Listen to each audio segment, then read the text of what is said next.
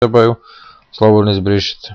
U ovom slučaju ne sviđa mi se sam flow signature, jer C4D render daje taj flow i stvara vam flow na signature. Znači ja ću probati nešto iskemijati pa vas vratim natrag u tutorial. Ok, evo kao što vidite napravio sam jednu stranu SIG-a, to jest jednu stranu C4D rendera.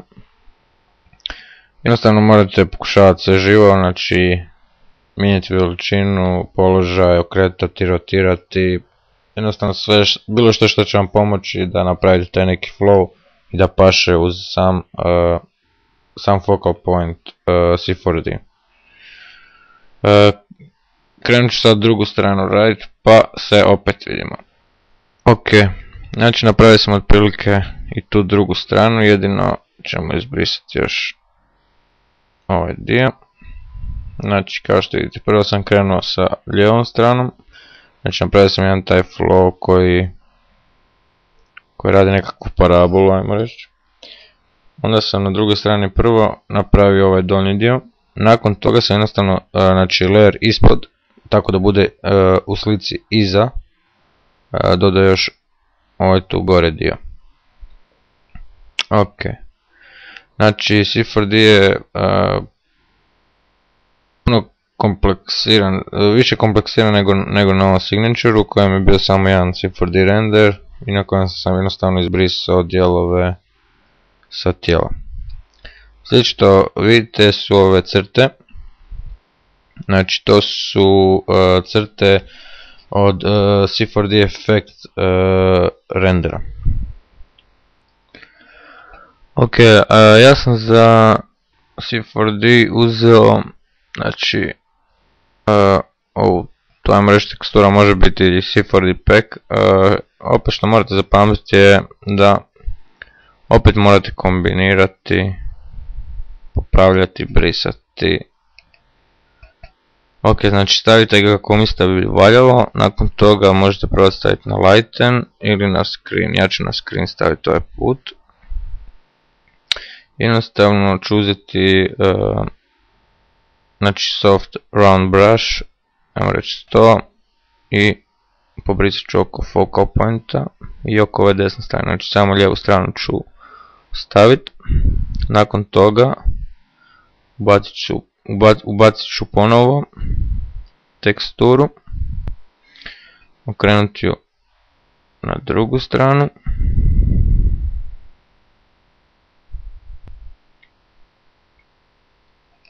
Ok, stavit ćemo opet na screen.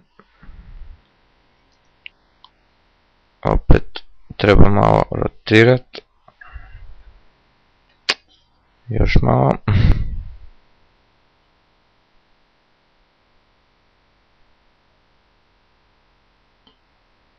Ok, znači to bi trebalo ovako dobro izgledati. Opet ponovo uzmete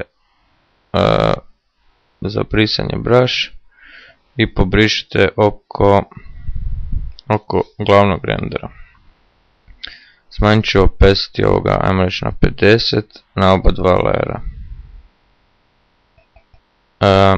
Kao što vidite nije baš dobro ispalo, zato što ova strana više naginje nego ova, pa ću jednostavno izbrisati layer ove lijeve crte.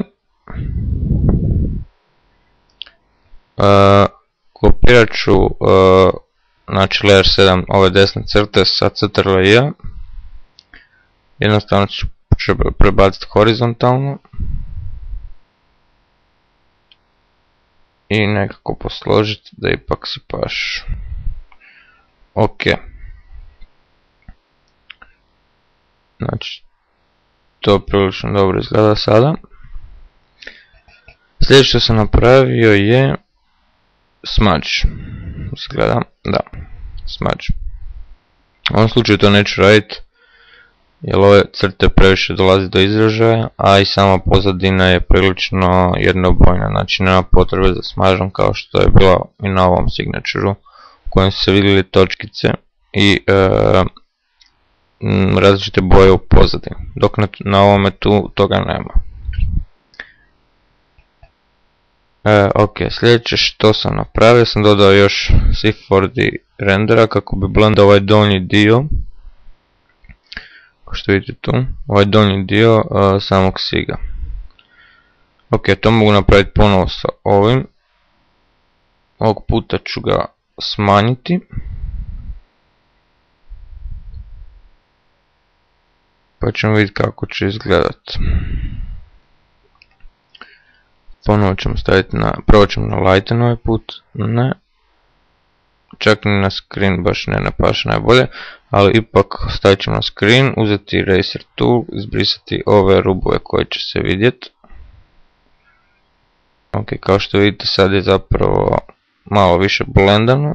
Kod duplicirat ću layer, još jedan put Ctrl+T i flip horizontal. Ok, znači kao što vidite ovaj donji dio je više blendan kada smo dodali C4D ponovo. Sljedeće što smo napravili je potamnili, znači, desnu stranu signatura.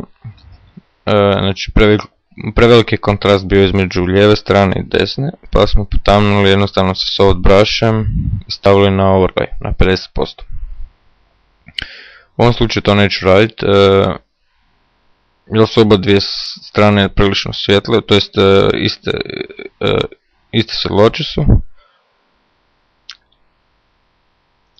Također sam ovdje pomoću smudge-a još više uklopio sami C4D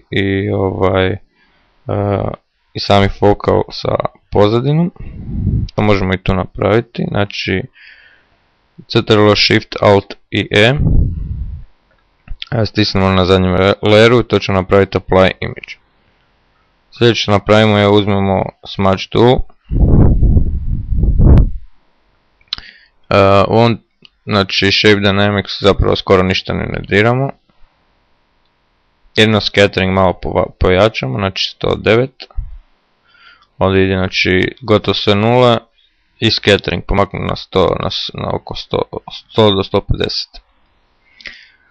Ok, znači ovdje čini mi se da neće baš puno trebati, ali jednostavno samo kliknete tu i tamo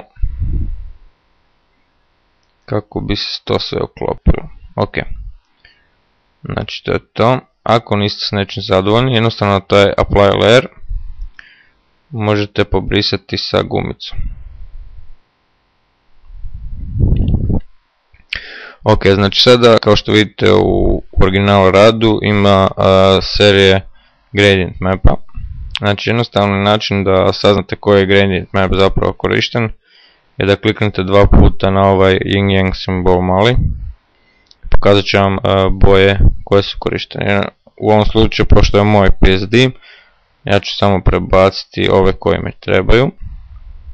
Znači prvi je crno-bijeli na soft light 15 opacity. Ok, sljedeći je ok, znači ovo je standardni gradient map koji je u sam Photoshopu. To možemo probati pa ćemo vidjeti kako će ispast. Znači odemo pod isto taj yin yang mali simbol, gradient map i odaberemo taj standardni. Ok.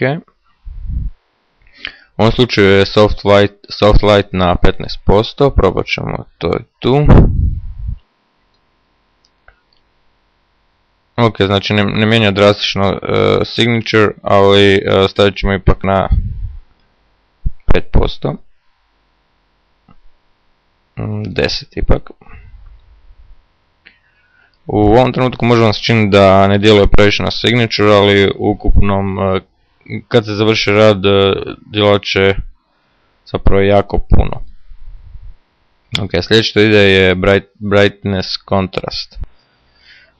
Inače, ovo dvoje, kada radite, najbolje imati u razmaku od nekoliko, brightness, na primjer 10, kontrast od 12 do 14.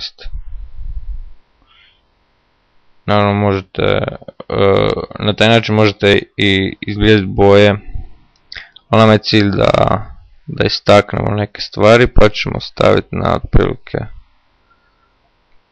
15 možemo.